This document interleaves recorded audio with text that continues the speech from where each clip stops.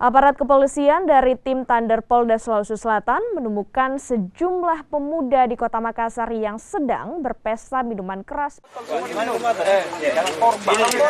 Usai menerima laporan warga, polisi langsung menuju lokasi di Jalan Pongtiku, Makassar dan menemukan sejumlah pemuda sedang berpesta minuman keras di tengah penerapan PPKM Mikro di Kota Makassar. Tidak hanya mengonsumsi minuman keras, namun 5 pemuda ini juga tidak menjaga jarak dan tidak menggunakan masker. Meski tidak diberi sanksi sosial, kelima pemuda ini diberikan teguran.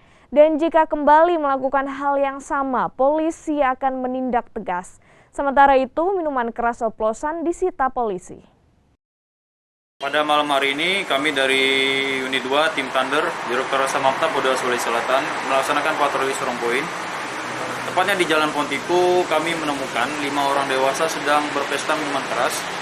4 botol sudah habis jenis balok dan 1 botol jenis topi miring.